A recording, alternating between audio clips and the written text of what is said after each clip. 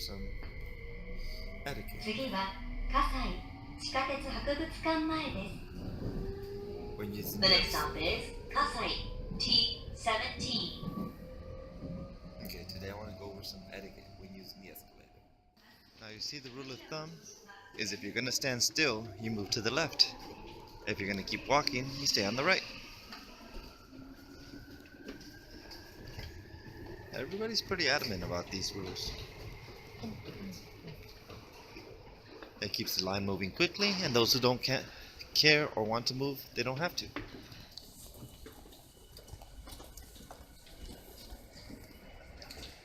Anything other than those rules, you would stand out. Today I think I'll have some chips. What to try?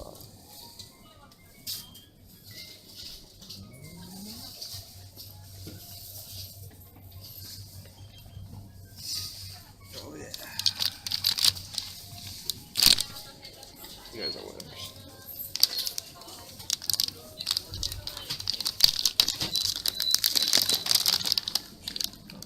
Over there.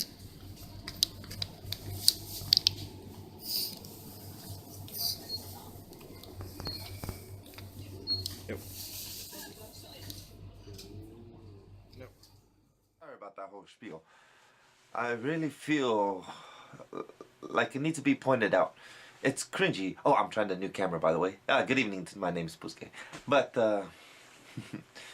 I really feel like it's kind of cringy to see somebody not understand why people are bumping into them or why people are sighing. They're really polite in this country, so they won't always say anything. But everyone notices when somebody is kind of causing a disturbance in some weird way. Move a lot faster when everybody works together. The mentality out here is a little different than it is, at least different from how it is in California. Like in California, you stand out with how you express yourself or how you look or how you dress or whatever gimmick you may have to stand out. Out here is different. Out here, everyone's similar. That doesn't mean they don't have their own characteristic. It means like everybody starts off at this baseline and you stand out by being better. That's like everyone starts off with a basic pencil. And those who stand out are those who can use the pencil the best, I guess is the easiest way to explain it. It's like a more level playing field out here. So if you don't have these basic manners, it really hurts your image even though no one tells you. I'm trying to do you a favor and point these things out for you. It makes things easier for yourself. And that's what I want. I want you to enjoy Tokyo. I want you to blend right into the culture and stand out with how well you adapt and how much you have to offer with your own colorful background. And that's all.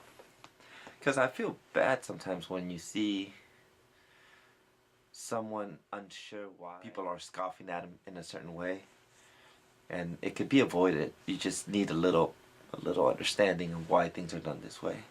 And it's really fast, even in Shibuya or Shinjuku, one of the biggest train stations in Japan.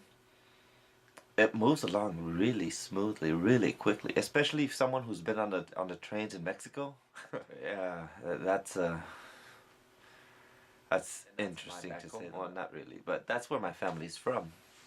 So I can say a little.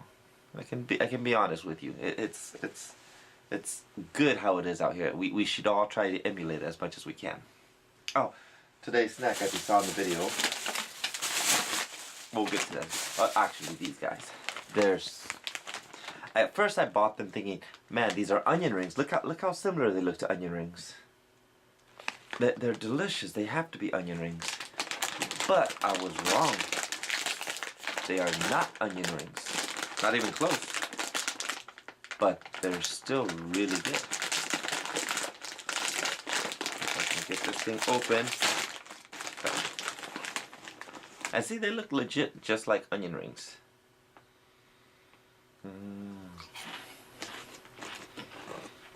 But instead they're like a round puffy Cheeto. But it doesn't leave your fingers all stained. But it does leave crumbs. It's really good. This is one of those snacks you can have at a, I would recommend bringing to a party because everybody loves them.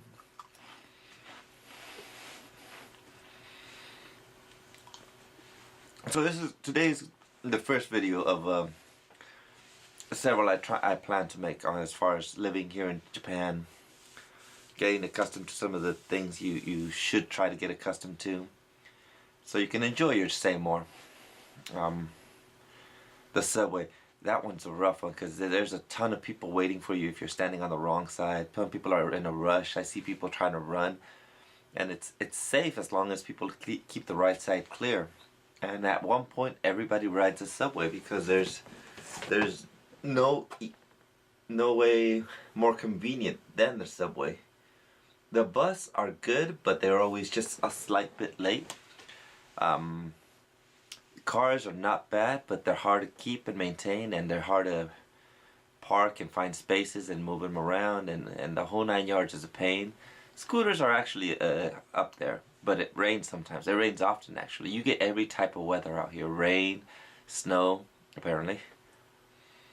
But subways are really reliable. Like, they're down to the minute. Unless somebody did something drastic, like really didn't want to come into work and decided to do something silly, or there's an earthquake or something with the weather, subways are usually right at the minute. And when you see on the ticket that says, you know, the certain time, whatever time's on the ticket, that's when the train leaves, not when the train arrives. So if you see the subway sign that says, you know, 7:50, that's exactly when it leaves, not when it arrives. So bear that in mind when you're trying to catch a train, that if you show up right at that time, the train had already left. But they're usually right on point. And people complain when they're a minute or 2 minutes late, but that's rare. It's not an everyday occurrence. And it's a fun part because you can. It's a fun part of the subway's an interesting thing because you can, if you stay on the subway, eventually it'll bring you all the way around to the train station you started at, and you get to see a lot of Japan if you ride it around a few times. I've missed my stops and just enjoyed my trip so much that I just kept going, and there's nothing wrong with that. That's okay. Nobody's gonna come by and bother you or kick you off. The seats are usually nice and warm. I'm one of the few that, or not one of the few, but I've adapted to the point where I fall asleep on the train often. I've never had anything taken, not once. It's so comfortable. You come out from the cold weather and then you sit down on these soft, cushy seats, and they're heated. There's a kicking heater right underneath the seat, and it just lights out. And I've done it so many times that my body naturally knows, like, oh, it's your stop now. You should wake up. Like, my internal alarm wakes me up right when I arrive to my stop. And nothing happens when that. I mean, nothing's ever happened to me. There's stories, but as far as my experiences thus far, I've never been bothered or have had anything taken or stolen or broken or anything. People put forth the effort not to disturb you when you're sleeping. The noise level in the subway is really low. Another etiquette thing.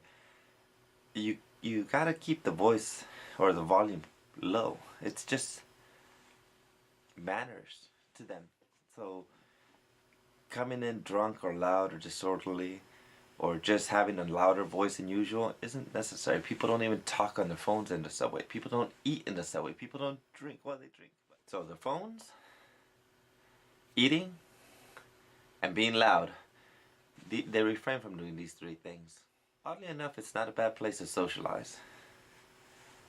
But these three things don't change. It gets crowded at times. It gets crowded every day, actually, during their lunchtime or in the mornings.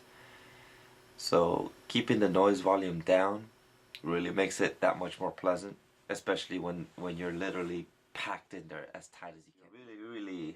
You're really crammed in there. Bumper to bumper.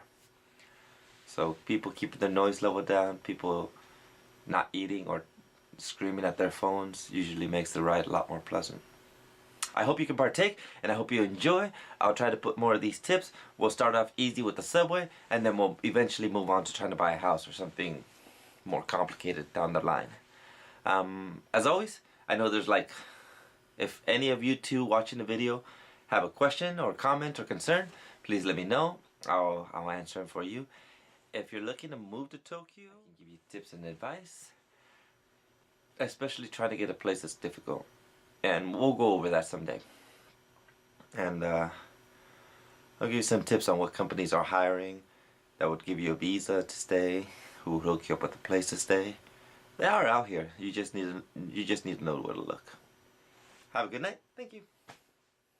Oh, alright, cheese rings. Let's call them cheese rings. These cheese rings are bomb. Right?